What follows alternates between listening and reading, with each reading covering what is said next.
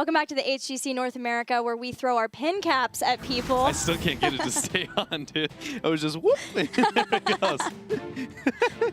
Well, Team Freedom have tied up their series 1-1 versus Gale Force eSports with great play in the last game, taking it to Cursed Hollow, a place where you would think Gale Force feels comfortable. They have all of their comfort picks when it comes to globals, at least. Maybe not necessarily having Michael Udall on Muradin. He is the third person now we've seen try to play Muradin, depending on what they want to draft, but it's looking good for Team Freedom that they're able to go 2-3 with tempo in the last series and now keeping up with Gale Force. Yeah, and, you know, they have their clear comfort picks in certain, you know, with the Ragnaros, with the Artanis.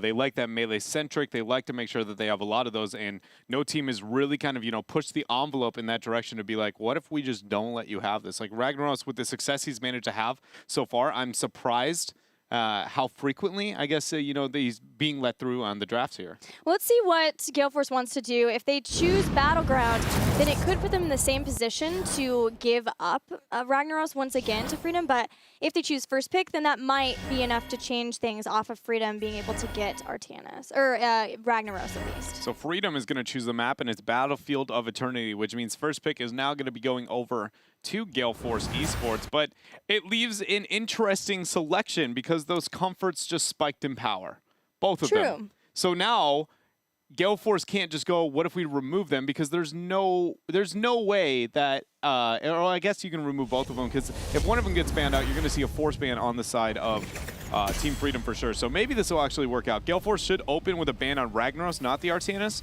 and then Freedom should then respond with the ban onto the Artanis. But if Gale Force bans the Ragnaros, honestly, with how little we've seen Gale Force have that success, I don't know if they'd be comfortable first picking it here. They would look more for, like, you know, the Li Ming, the Falstad. Yeah, they've only played Ragnaros once that we've seen, and it was on Brax's holdout. Yeah. So I don't know how they'll want to play that out, but it is going to be interesting. It looks like they are more concerned about Artanis, given the fact that amateur opponent, right? It is Battlefield of Eternity. This is probably his best Battleground too, and if Freedom can run it on Cursed, then they can definitely run it on Battlefield. I said that wrong. That's what I consider not to be it, because then there's going to be that Gale Force now is forced into first pick Ragnaros, which even if they do pick it, I just don't know if it fits their playstyle that well. And then they can't let it go through into Freedom, and there's no major OP. Whereas if they ban with like the Tassadar, then Freedom lets both through, you go 1 for 1, but Artanis outscales, in my opinion, at least on Battlefield, far higher than that. So risky route here for Gale Force is not impossible. They just got to make sure the Ragnaros game is on point, or they've got the answer here. Gale Force love Vala on Battlefield of Eternity. They also went into a Task Tracer Vala, but Tassadar, with him not being a possibility, that I don't know if they'll feel comfortable still running Tracer on this. Another one was Alarak. Malfurion will be the first pick, though. All right, so they go with the first pick. There's going to be a Ragnaros lock-in here for Freedom. The next selection coming out from them on Battlefield of Eternity, we've seen them only prioritize, or they have prioritized a little bit of the ETC too. So I would expect it to be Ragnaros ETC.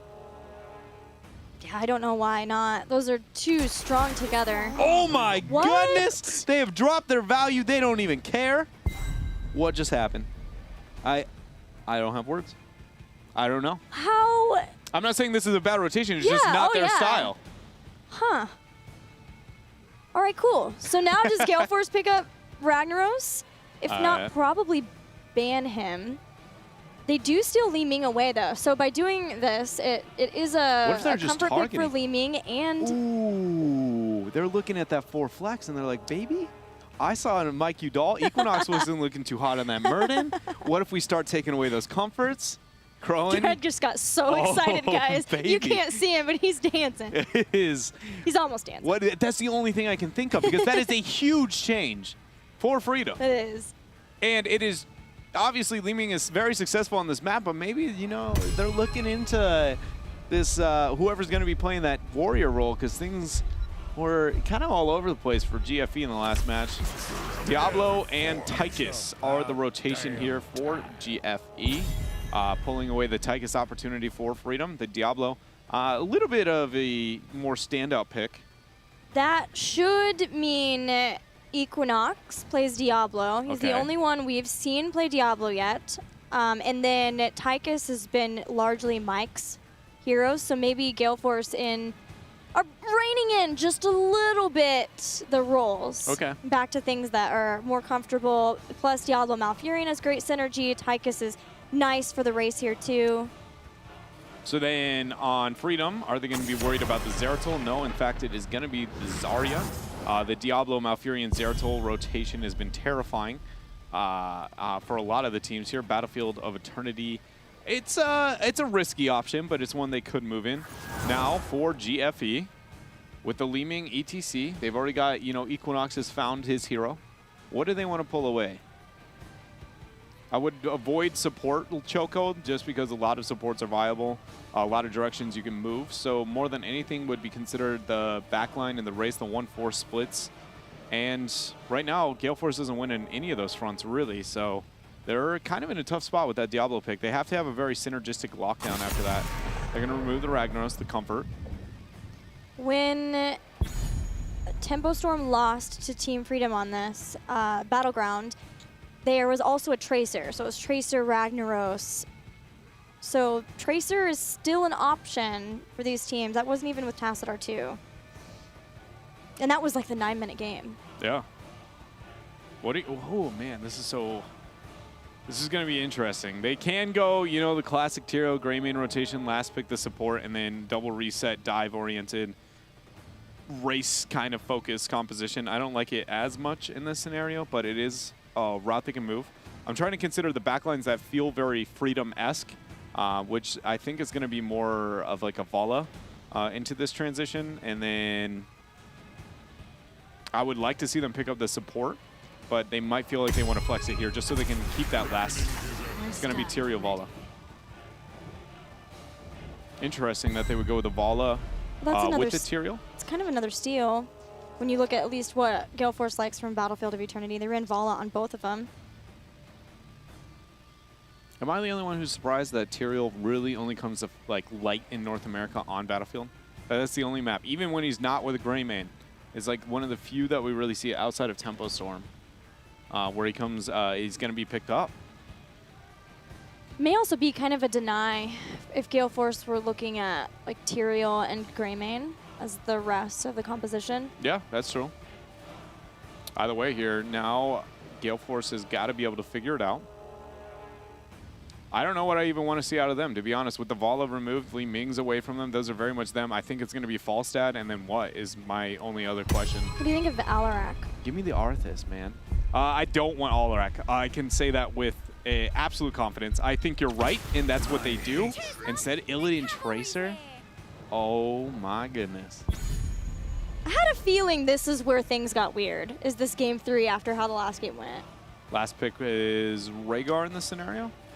Or Karazim, but I'd like to see Rhaegar. You need the cleanse in case Hunt, because Tracer Hunt combo is actually an option in this. So a cleanse is pretty much the must. So I can't see them going with any other. Brightwing might be another to be able to deal with the Illidan and the Tracer, but this just in, you can only polymorph one. I learned that today. I played Brightwing. What if, unless you Medivhed, and then you polybond okay, and they stuck together? You need a healer. If know, reabsorption was at 1, maybe. But yeah, it's gotta be the Rhaegar. I would rather a medic over Brightwing or Karazim here. That's how. Just with the Tyrio, I would rather that. So just anything. I don't know about medic, man. I'm not saying it's the right answer. That's how bad I don't want one of those two. I want the Rhaegar and nothing else. Oh my. It's fight time.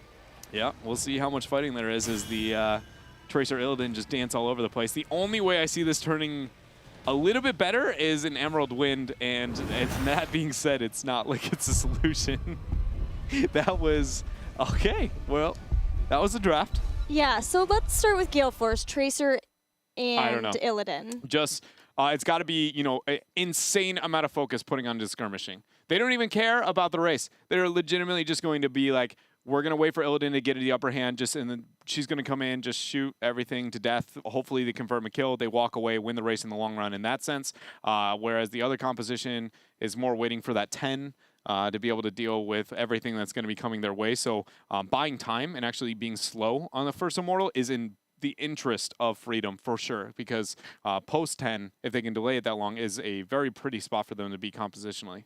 Freedom also needs to watch out for Akaface's roots, because this is where he just was dominating over Naventic with his roots alone, just throwing them out there, not even having any sort of prime stuns to come out, and then they could body block and get kills off of that too. So that's something to watch out for. So with Li Ming and Vala, Freedom have a lot of good damage for the race, especially with Vala's Hungering Arrow build, but it takes a while to get in there. Yeah, that's the thing. There's the Brightwing scenario, which is why they have to wait to 10 for the Sanctification to be the legendary game changer. And that being said, that puts way too much pressure on the Sanctification, and that is why I am not too sold on the Brightwing selection. Does give shielding, though. Oh, I mean, something that happened in Korea is occasionally we would see Tyrael act as, yes, a second warrior, but also a second support to help supplement. You're right, but the only problem with that versus BOE versus every other map is you have to worry pre-10. Yeah. You are going to be battling pre-10. You can't be like, well, what if we just out-rotate, we'll keep even, we'll wait, like we see on Sky, Curse, everything else. This map, you have to go, which means you need your 10. You can wait on other maps, you can't wait here, and that is why it is, I agree with you. Tyrael, I always say Brightwing needs that something else, and Tyrael is a good response. But Battlefield of Eternity, not the map to pull it out. Well, we're ready for this game. The teams are tied 1-1. Let's see who can start to go up in the series. I'm sorry that I have to unleash my hate into Brightwing for each and everybody listening, Gilly, especially everyone at me. Home. Yeah, it's just my poor Brightwing. You got both your favorites on one team. I know. Brightwing. I believe. Tyrael. Who's my favorite hero? Do you know? Abathur. I like the creativity behind him, and he has a lot of fun. I don't know if he's my favorite. I don't know if I really have one. That was a trick question. But I like every time I hear you talk about, oh my gosh, this hero that is the greatest to ever be created, it's Abathur, Yeah, he's a legend. Except his mines are so annoying. Oh, man. All right, so when it comes to talents here, we see the Cubo coming out of Vala, pretty much a standard when looking at Battlefield of Eternity. Everything else is going to be remote, relatively even.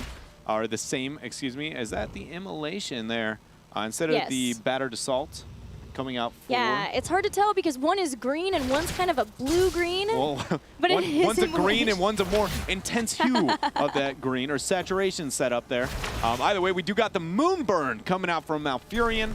Instead of a Scouting Drone, which has been a variation, and the Flank, Fork, Throw-In, and Equinox, a good root combo. Huge damage coming out from Li Ming, though. Instead of the Equinox there.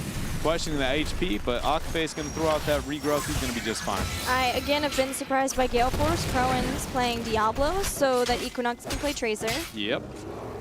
I think Tracer and Kerrigan still belong to Equinox, if I remember correctly. Just, who cares, you know? It's just throw.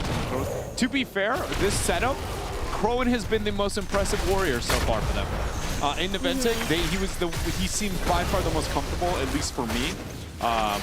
So far in HGC North America, so I'm going to like this, but he's got to be on point in this game. He's got to make sure he gets set up there for Tracer Illidan, the follow-up. And to be honest, with the Li Ming, with the Brightwing, with the Vala, there are so many free targets to be able to get a pick on, 1 through 9, that I really do think he should be successful.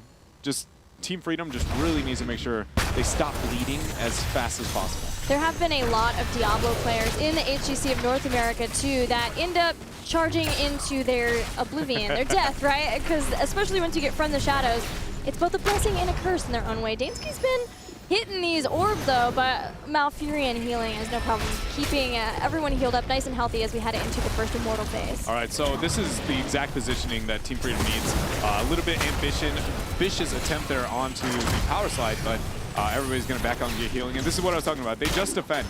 Like, as long as they can stall out whatever's going to be happening in this time and look to the experience as long as possible, that's in their best interest. And if they lose the Immortal, they need to make sure that they only lose it for a small amount of HP. But that combo, Crowan instantly going to be able to get that stun there, the Wombo with Okafe, and they're going to be confirming this kill. And so see what this 3 versus 4 defense is. Crowan's getting another flank. Pushes Nazmus right in, but the overpower actually takes him out of Pulse Bomb. Doesn't matter though, Vala is another kill. These squishy targets, easy kills for Gale Force eSports, and it removes Team Freedom off of the Immortal so that Gale Force can get this to the halfway point in the swap. Sorry, I'm taking a minute to try and figure out how do they stop this colossal momentum that's already happening from getting worse, and I couldn't come up with one. It's just stop, soak the sidelines as best as possible. That is all Freedom really can look to make happen. They're going to trade on the race. This is a disadvantage for GFE just because the raw damage output of Freedom is insane comparatively. So look, it's actually they're going to lose. Oh my. Oh my. I can't believe they just did that. I can't believe Gale Force was willing to take that risk. Hello? 38! Their comp 38 is hit banking points! on picking people, not racing. That's a Q-build Vala. Oh my goodness, they turned it. That was, you know what? I just said 5 seconds ago, I don't know how they can turn this momentum around. I figured it out. Gale Force goes in a race into him. Hey, that was it. 38 hit What was points. that? That was probably the closest race I've ever seen on Immortals. That was insanity. Team Freedom doing what they needed to do, though. They get a tower down, That is working on another one. So huge for Freedom. This game could have been a 9-minute game. 2-level lead, hit the 10 spike, capture, pew, pew, pew, pew, pew, pew, tracer, done. But then that happened. They took the race attempt, and suddenly they've got a moment to come back. Crowin, again with that increased range you talked about. Stop it! This gift is a curse. Save me. It's almost like every time you see a Diablo with that talent, he's like, you know that dude who's like trying to act like he's tough? He's like, hold me back, bro. Hold me back, bro. And then you just let him go that one time he acts like he's going to do it, and then he just gets his butt whooped. That is Diablo. I don't know about that talent, man. I have yet to see. I mean, once you get Devastating Charge at 13, if you have all of your souls, then yes, you can take some damage. You push people in. You're dealing bonus damage, percent-based damage, once you can knock them into walls. But early on, it just seems like it hurts you more than it's helping you out. All right, so 7's been picked up here for Gale Force. And we're looking for Freedom to be able to pick that up relatively soon. Brightman's going to get the teleport. Tyrael seems to be making this rotation as well. Pretty soon here, team's going to be backing out, looking at the Shaman Camp as the map objective is now going to be spawning. There you see GFE making the transition.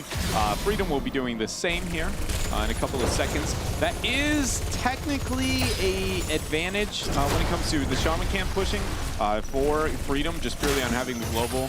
So transitioning that to bottom, getting the free clear, and then being able to teleport in to be able to aid. But again, defensive positioning until 10 is hit is the only thing on the mind here of Freedom. Freedom's race has gotten a lot stronger too now because Vala has picked up Puncturing Arrow. She's starting to get some of the stacks on there. Just a couple so far, and then Repeating Arrow so you can get the double Hungering Arrow to get more damage with Monster Hunter at level 1. Manic Pixie, again, a choice for an NA Brightwing. Again, not something I see. Oh, Insomnia's hit by a Pulse Bomb, jumps out. Tyrael gets taken out. Good quick kill from Equinox as the Immortal phase starts. Yeah, another pick here. Exactly what Gale Force built their composition to really be able to make happen. Illidan's been soaking the top lane pretty much the whole time. The race is going to be attempted. Gale Force quickly goes, hey guys, that didn't work out too well last time. Turns out they do a lot of damage, as now it has already been converted. They're crawling, looking for the charge. Gets it on ETC. Power Slide has already been used. That might be enough to net the kill. Tracer goes in. The root, beautiful cleanse, is going to be able to keep him up. Very well done. Collusion on that Brightwing. But again, 10 has not been achieved, and that is what Team Freedom really wants. There goes a charge in. Crowan finds Insomnia, gets a phase shift from Brightwing. Equinox in the back. Polymorph hits him! Ooh, almost Team Freedom takeout. But this whole time, too, everyone was focused on Equinox. Dansky continues to throw out their abilities. They're not being stopped so far, and just about Team Freedom have forced this midway point. But Fam, Is it already over there gone? with his immolation, is going to be able to get the There it halfway is. point, the halftime, if you will. Is that what we're officially calling it? Halftime show, yes. This is the halftime show. Shing, shing. And back home. Offensive position, or defensive, excuse me. Positioning here for the teams. That, for Freedom, is huge. They need to honestly just look to get a little bit of poke and make sure they catch up under the 10. This is a mistake we've seen Naventic make time and time again at this moment, is they just worry too much about the map objective and trying to be able to win it. Then 10 hits and then everything falls apart. I honestly would be comfortable with them just forfeiting the rest of this and just worrying about experience, because if they don't, that small, moment that they had before is just going to be non-existent here. Yeah, they can burn down what's left. That's fine, yeah. Just that's not a problem, be but 10. they need heroic abilities to do it. Brightwing has been soaking, but she went back. She had to come in, actually, to help out with ETC when he got low. Team Freedom has nobody soaking in the sides, and Illidan has been constantly doing that. Heroic abilities are almost here for Gale Force eSports. They need to get out of here while they still can. Yeah, the raw poke is what they're banking on, but there's going to be the 10 locked in, and suddenly Freedom quickly is going to be on the retreat here. Do they get the pick? There's going to be the hunt confirming the kill. I want to say I'm surprised to see the hunt again, but I thought it was going to be the case, the kill comp with Tracer, get somebody caught off guard, and that's why you needed the cleanse, which is why I didn't like the Brightwing. But it is it's creative, it's different, is how I would put it. ETC now, Zugrug soaking the bottom lane, and soaks happening at top 2. Gale Force eSports with heroic abilities get a somewhat shielded Immortal that will push in the bottom lane, and should be able to get a lot out of it solely because Team Freedom don't have heroic abilities yet. A lot more than they would have otherwise. Yeah, on the Brightwing and the Illidan matchup, even though some of the newer heroes I don't know the 1v1s, I sure can tell you a lot of the 1v1s and supports. And with that build, Brightwing really can't do very much onto her own. Polymarth's not enough, so might get pressured into, but ETC has responded. So battles on both sides of the battlefield here, and Fan barely looks like he's going to survive on top. Fan survives, but the bottom fort for Team Freedom doesn't. Brightwing and ETC could both stage dive and phase shift in once heroic abilities are here. Mosh, right? Here they are. There's no way they don't go Mosh. Probably. It's such a good battleground for it. It's small. You have a lot of places. Yeah, he backed, so I think it is going to be Mosh. He's looking for the right way to engage on top of this. Immortal's almost down. Now's your time if you're going to do it. They have Sync for it. Gale Force Holy cow! Back out. They're going the holy cow. That is Udall. Very, very split though. Aquabase is now going to be able to get the response. The APOC completely whiffs there, and same with the Pulse Bomb. So this is a moment for Freedom to really aggress. There goes down the Smite. Illidan is not even rotating. He's going to get rid of that because they expect Gale Force to be able to get out of here. Power slide in. Zugrug's still watching for Mosh, but he's in a good place there. Oh, face melts everyone away. That's not just quite the case, but Gale Force might lose Crone anyway. Team Freedom have continued to chase him down. But Illidan's going to take out the top fort. Freedom never found the spot for the perfect engagement. So another thing to consider in Tyrael compositions is Tyrael's not very good at initiating, and nobody on the team has anything to really engage with him. For those who wonder why is Illidan so good with the Tyrael, obviously the shields, the mobility, all those things are really nice, but the best part about having the Illidan is that when you throw out the Q, Illidan can dive in with you. You have multiple threats at the same time, and you aren't vulnerable on your own. You have the pseudo supporting, eventually the sanctification hit, and things are awesome. But with ETC being the only other person to really be able to get that initiation, and it's on a cooldown, it's very hard, a very long one, I guess, compared to you know, getting the dashes of Illidan. It's very hard to get the perfect initiation, so much so that you can't help but feel like they need to be able to get a flank or something onto Gale Force if they're really going to be able to secure a fight. Like, that was so... Gale Force was so confident, Illidan made half a transition. It was like, nah, I got this, I'm going to fort. And gets that for free. That shows how little initiation we see on the side of Team Freedom. And it puts Gale Force in a lovely position in this game. 2-level lead. They have 13 talent here. Gale Force would even have liked to get a pick knowing that likely Team Freedom was looking at their bruisers, but rotations from Freedom were fast enough so that Shaman camps weren't stolen away, nobody was lost. But again, this issue that we find on battlegrounds like Battlefield of Eternity and Infernal Shrines is constantly being down talent tiers at the pivotal points when it's time to come back, and it forces risky decisions to be made by the team that's behind, which is where we find Team Freedom. This is it. This is the moment Team Freedom's draft has been waiting for. Yes, it's down the talent tier that they sadly do not want, but they have the opportunity to finally get a fight with not that bad of a talent tier disadvantage. Yes, See, that's true. It's probably one of the better ones post-10 that you can really take. It's actually just the best. So we'll see if they're going to be able to take this fight. They have the 10s. They now have an opportunity not to just get wiped there by the pick comp. Everybody needs to stick together, though. You know, isolation is really what the Hunt and Tracer thrive in. Brightwing's been clearing out the camp in top. They would love to have her do that before she gets back in. There goes Crone with a dive onto Li Ming. Strafe happens in the back. Crone's getting taken out. Crone should go down here. One hit with the guitar confirms that kill, but Diablo will be back. He will be back, but you know, it might cost him a lot here with that Q build Vala and Li Ming. Actually, Dansky didn't make that transition to be able to get the poke at all. Instead, they're going to forfeit towards the Shaman camp, considering the 13 talents here above all else. Very sloppy engage, though. They're coming out from Gale Force eSports as Crone, you know, that level 4 came back to bite there. Hold me back, bro. Hold me back. Once again, he is going to be here. Hunt is still up. Expect Equinox to flank onto Dansky in the Hunt hit at the exact same time and just, you know, one-shot wonder. Dansky is low on mana. Yeah. Did he take Astral Presence? He didn't take Astral Presence either. Yeah, he's going to have to go back and tap. I don't think anybody realizes it yet from Gale Force. Man, this entire time, Illidan has pushed minions all the way up to the keep structures of Freedom. There goes Zugrug in. Crone jumps in on top of it, but Sanctification is there to keep ETC out of trouble.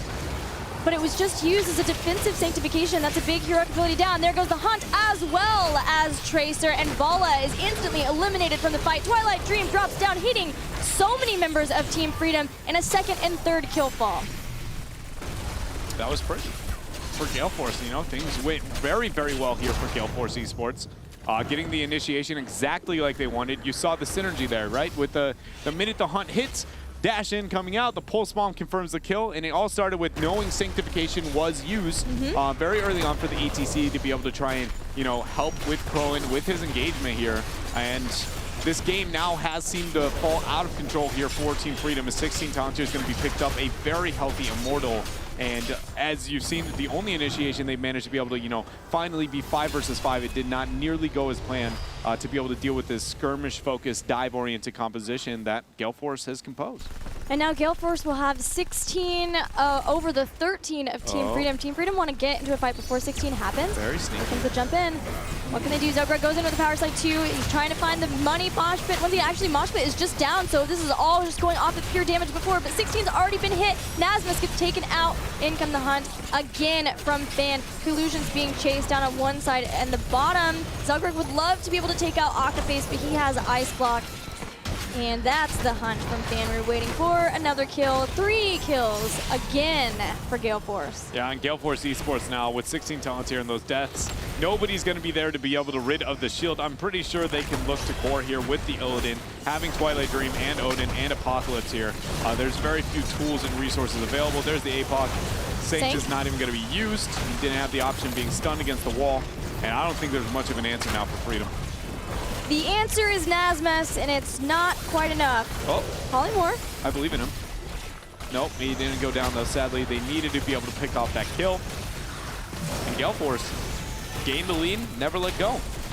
Yeah, I don't know. Even if they got that kill, there's still a lot of members of Equinox up, along with a healthy Immortal too. This will be the end of the game and a great run for Gale Force eSports on Battlefield of Eternity, putting them up 2-1 over Team Freedom.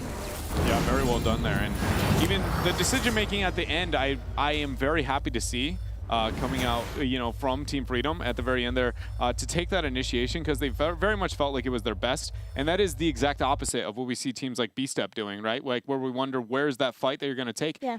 They knew that this is the best odds, and it doesn't look pretty. You have the Immortal, it's so high health. We are down a 16 talent tier, most likely. We have to one-shot somebody to even stand a chance in this game. The difference between that is they knew that's their best chance and that they're willing to execute it, even knowing that it's not going to be as pretty as a loss as maybe, you know, we almost stopped them at the core barely, even though it was very unrealistic to do it. And that's a satisfying thing to see from a team so young. They show a lot of experience, even though things aren't perfect for them. Well, unfortunately for Freedom, they are now down. And if Gale Force eSports can win the next game, they'll take the series. We're going to a break. When we come back, we'll have that.